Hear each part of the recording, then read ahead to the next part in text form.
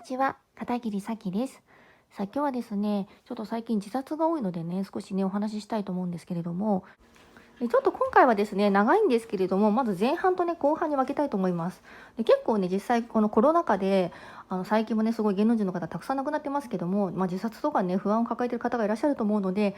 あとマイナス思考になってしまう方とか、ネガティブになってしまう方向けにね、ちょっと後半はね、お話をしたいと思うんですけど、ちょっと前半ね、で今回のちょっと一連のいろんな方の亡くなってる状況をね、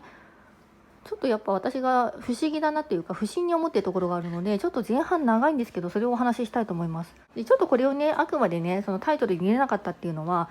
ちょっとあんまりね、それを広げるとね、命が危ないかもしれないし、もちろんね、それが真実だったらね、暴くべきなんですけど、いろいろね、裏があるかもしれないのでね、ちょっと一応タイトル的にわからないようにはしました。でこのお話をするのはね、やっぱりちょっと昨日いきなりね、また竹内優子さんがね、亡くなりましたよね。すごい衝撃で、私もショックなんですけれども、でね、本当にちょっと三浦春馬さんから続きすぎですよね、芸能人の自殺がね。でちょっとこのお話をしようと思ったんですね。で竹内優子さんの場合は本当にちょっと死ぬ理由がわからないというか、で私ね、最初にそのニュースを見た時にね、殺されたなと思ったんですね。まず他殺だなと思いました。おそらくね、自殺じゃないと思います、今でも。でこれ三浦春馬さんの時からもそうだと思いますけれども、やっぱりちょっと違和感があることが多いですよね。例えば防犯カメラにね、変な人が逃げるのが映ってたのに、本当に三浦春馬さんとかだったらまだね、ちょっとそういう家庭環境とかいろいろなご事情もあったので、で実際にねちょっとやつれていらっしゃるし、疲れ気味だったというのはね、見てもわかるので、そういった理由なのかなと思ったんですけれども、さすがにここまで続くとね、自殺の連鎖といってもね、ちょっとおかしいなっていうのはすごい思ってたんですね。で産後うつのお話もありますけれども、はっきり言ってうつ病だったら家から出るのも辛いし、本当にうつなんで家族で仲良く外食行くとかね、家族で仲良くそれで普通に過ごせる状況じゃないんですよ、うつ病なので。それ自体がちょっとおかしいと思ったんですよね。で私も知り合いのね、精神科医に聞いたんですけども、やっぱり産後うつはおかしいんじゃないかって話でしたね。多分ね、産後うつだったらね、本当にそんなね、人と普通に触れ合えるような状況じゃないわけですよ。うつになっちゃってるわけですから。だからちょっとね、そのね、家族にもね、普通の様子に見えて、肌からもね、周りの人たちからも幸せそうで普通に見えたっていうのは、まずおかしいんですよね。産後うつだったらそういうのがうつっぽく見えるはずだと思うんで、産後うつだったら家族がね、まず気づいたと思いますね。ちょっとね、それはおかしいと思います。で、おかしいなと思っていまして、はっきり言ってね、他殺だったとしたら、殺すのはね、ある意味簡単というか、首絞めだったらね、後ろからね、ガッていきなりね、紐で締めちゃって、縛り上げちゃってね、それでね、ロッカーの上とかに、ね、縛りくくれば、自殺っぽく見えるわけですよね。で実際ちょっと私もね、周りの人とか、マスコミ結構いますから、結構ね、三浦春馬さんとか竹内優子さんとか、結構ね、三浦春馬さんは体にかなり傷があったって噂ですよ。なんか三浦春馬さんはね、全身傷だらけで骨折されててあざもあったって話も聞きますし、尾崎豊さんもボコボコにされてたみたいですもんね。竹内優子さんも傷があったみたいな噂がありますし、殺されても首だと声が出ませんから、抵抗したとしてもね、何も言えずにもう死んじゃうって感じだと思うんですよ。で本当にさすがにちょっと竹内優子さんもおかしいなって私も思うので、普通だったら三浦春馬さんとかだけだったらね、まだそういう何かね、心に闇があったのかなと思ったんですけど、それにしてもちょっとね、突然ドラマの途中で亡くなるとか、その前日まで撮影普通にしてたわけですよね。ちょっとおかしいなっていうのがあったんですね。やっぱりね、これは多分でちょっと本当にここまで来ると私は他殺だと思いますね。でなんでそれをね、警察とか自殺にしてて、マスコミを報道しないかって言ったら、その犯人が相当やばいからですよね。多分それを報道したりすると殺されますね。でもしね、私が殺されるとしたらね、はっきり言って私たちは絶対に自殺しませんから絶対に自殺しません。自殺したら死後どうなるか知ってますからね。自殺しないっても動画上げてますよね。でさらにですね、病死するような病気持ってませんから、まず病死はないです。そしてあとですね、事故でね、殺されるっていうのあるかもしれないですね。事故に見せかけてとかね、暴漢に襲われてとかね、事件に見せかけてとかね。でそれもね、私事故に今まで一度も会ったことがないんで、私の死亡率も相当強いんで、まず事故に遭わないですから私がもし死んだとしたら他殺だと思ってください。で普通のもし犯罪者だったら警察は捜査すると思うんですけど、このね、同じ一連の関係とかこれを言われて困るっていうところだったとしたら、そうすると警察はね、捜査できないんですよ。あまりに怖くて。でマスコミも報道できないんですよ。なぜかって言ったら、サイコパスがいる元首相の政党が関わってるからですね。そこの悪事が関わってるわけですよ。っていうふうに私はね、ネットで調べててもそういうふうに書いてあったし、実際ちょっと私の周りもね、若干聞いたんでね、多分そうなんだろうなと思います。大体今までもね、尾崎豊さんとかも殺されてるし、ジョン・レノンも殺されてますよね。で、ジョン・レノンの場合だって、ファンに殺されたって言ってるけど、ファンじゃなくてあれはね、ある財閥に殺されてますよね。どこの財閥か忘れちゃいましたけど、ロスチャルドとかそういう系の財閥だったですよね。ネットに書かれてますよね。で、そういう感じで、ある目論見でね、ある企みで殺されてるわけで、それが自殺に見せかけたりとかされるわけなんで、ちょっと私はね、正直今回のことはかなりね、おかしいなと思います。ちょっとこれも噂でしかないですし、なんかその亡くなった4人はね、共通の番組かなんかをやっていて、なんかさらにね、その自民党がね、人身売買をしてるようで、その実態をしちゃったみたいな、それでね、なんかね、殺されたっぽいことが書いてありましたね。ちょっと本当の真偽わからないですけど、多分警察も怖くて捜査しないでしょうから、日本の今、三権分立全くないじゃないですか、皆さんご存知の通りね。大体最近ね、ジャパンライフの元会長らが逮捕されましたけども、詐欺でね、あれだって本当だったらとっくに逮捕されていいのに、安倍首相が退陣するまで警察は待ってたわけですよね、逮捕するのをね。本当にいかに警察が忖度してるかっていうの分かると思います。だから全くあまり司法とか警察とかもそんなね、そこまで信用できないと思った方がいいと思います。というのは、今までもそういうの散々あるし、もうはっきり結構昔からね、そういうのありますからね、国民が知らないことって結構ありますから、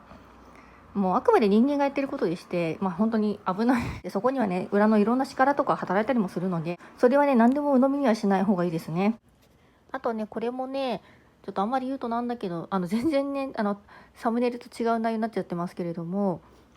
結構私もね、仕事でね、司会とかやるので、いろんなね、政治家とか社長の方にお会いしたことがあるんですよね。いろいろね、お話実はね、聞いたりとかしてるんですよ。一般に出ない話とかもね、聞くこともあるんですね。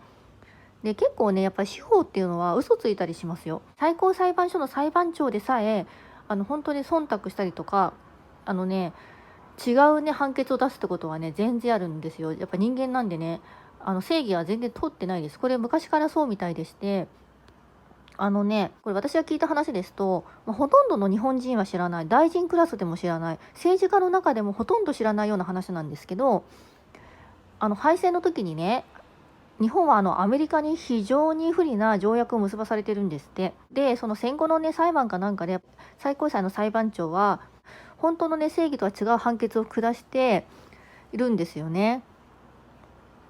いろいろ政治的な理由とか、いろいろな理由でね。だから全然ね、三権分立は通ってないのと、あとそのね、アメリカに対してのその、すごい不平等な条約を結ばされているがために、今でも日本人はこれだけみんなが不幸になって、これだけ働いてもお金がなくてって感じで、全部アメリカに流れちゃってるんですよ、お金が。っていう感じで搾取されてるのが現状らしいですね。で、この条約の内容はね、ほとんどの国民が誰も知らないらしいです。そう。政治家でもほとんど知らないそうなんで、ちょっと他にもね、天皇陛下についてのお話も聞いたんですけれども、天皇陛下が命乞いをしたとかね、一応ね、これもね、ついでに言っときました。一応ね、残しとこうと思ったんでね、ぜひそれを皆さんね、覚えておいてください。もちろん私はこういうこと言ったら危ないかもしれないですけど、もちろん真偽はね、わからないです。証拠がないとわかんないんですけど、で、とりあえず私が亡くなった場合は他殺しかないので、その際にですね、私は有名人じゃないからニュースにならないと思うんですけど、YouTube とか SNS とかね、ブログとかやってるので、それのね、更新が止まったらね、殺されたと思ってください。はい。で、それがね、警察がちゃんと調べなかったり報道してなかったら、犯人がちゃんと捕まらないってことは、多分その政党のせいだなっていうふうに思っていただければと思います。安倍首相はサイコパスで動画上げてますけどね、サイコパス殺すのは何とも思わないのでね。私はここら辺はもう神様や守護霊様たちの力を信じてるので、今までそれでね、結構本当にね、普通に死んでてもおかしくないところを乗り越えてきてるので、ちょっとここら辺も私もちょっと心配ですけどね、私ごときがやられるかどうか分かりませんが、その際はね、他殺で、ある政党のせい、内閣府の総理大臣がいた政党のせいだと思ってください。こういうのは本当にね、今、地の時代なので、地の時代って言われてますけど、250年のね、時代が今年の12月まで続くけど、そこから変わるわけですよね。これね本当に海どんどん出していった方がいいし、でこれからの12月からの新しい風の時代では全ての人が平等になるって言われてますし、そういう権力とかなくなるって言われてますし、で私が前他の動画でアップしてますけど、2008年からねもう地球も宇宙も波動的に変わってきてると、これからは全ての悪が暴かれますよっていうふうに言ってると思うんですけど、もちろんねいきなり全部一気に来るか分かんないですけど、徐々に来ると思うんですね。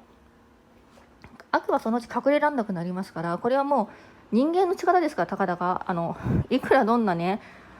権力者がいようが、たかだか人間ですからね、神様とか宇宙の力にかなうわけはないので、そこら辺の力をね私は信じたいと思います。一応私もね大きな使命を持ってね神様に見込まれて生まれてきてますので、多分そうそう簡単に死なないとは思いますけども、死んだら死んだでね、しょうがない、神様にそこら辺はねお任せしようかと思います。で正直ね、もし私が殺されても私ただじゃ済まさないからねって感じですね。私もそこそこの力があるので、死んだ後もただじゃ済ませねえぞお前らって感じですね。それこそ半沢直樹みたいにね1000倍返ししたいですね。生きてる間にねそういった悪とかはね、悪があればどんどんね1000倍返ししていくのはみんなで協力してねやっていくべきだと思うんですけれども、日本のみんなでね協力しなくちゃいけないですね。ただですね、ここら辺は本当にもし私が誰かに、ね、強制連行とかされて強制的にブログとかアップさせられてたとしたら、波動を見れば分かりますから、その恐怖の波動で書いてるとかね、とりあえず何でもね霊能者さんが見ればはっきり言って犯人もね分かるんですよね。霊能者さんって本当ね何でも見えてるので、皆さんが想像以上に見えてますね。私ほとんど有名な人会ってきてますけど、だからもう霊能者さんがね操作した方が早いって感じなんですよね、本当はね。ここら辺はちょっと私もそういう話を聞いてますけど、実際まだ確証が持てるわけでもないので、本当に自殺って可能性も多少はあるかもしれないですけれども、ちょっと私はどんどんやっぱ他殺だなっていう感じをしています。結構正当な筋のね信頼できる人も言ってたので、その可能性は高いんじゃないかなと思います。ただですね、実際このコロナの中で、やっぱり例年よりも自殺が増えてるってことなので、ちょっとね自殺のねちょっとね皆さんうつうつとねされてる方も多いと思うんですね。これだけね他殺にしろ自殺にしろ亡くなってる方が本当にね素敵な有名人の方たちが亡くなってるので、本当に心もね辛くなってると思いますので、ちょっと今日はね長いんですけど、これをねさっきの前半のお話をそれをテーマにしていきなり話しちゃうと、めっちゃなんかまたやばいやつがアンチコメントとかしてきたり、ちょっとやばいそうな気がしたので、今回の YouTube のタイトルはそれがね見えないような内容にしてたんですね。なんでちょっと聞いた方はこれ覚えておいてほしいし、必要な部分ちょっと録画しておいてほしいっていうかね、録音しておいてほしいぐらいなんですけど、そうで必要に応じてね拡散していただければという感じですけれども、ちょっと長くなっちゃったんでね、やっぱり後半は分けてまた次にねアップしたいと思います。それではまたぜひご覧ください。最後までご視聴いただきありがとうございました。またぜひチャンネル登録もよろしくお願いいたします。See you next time.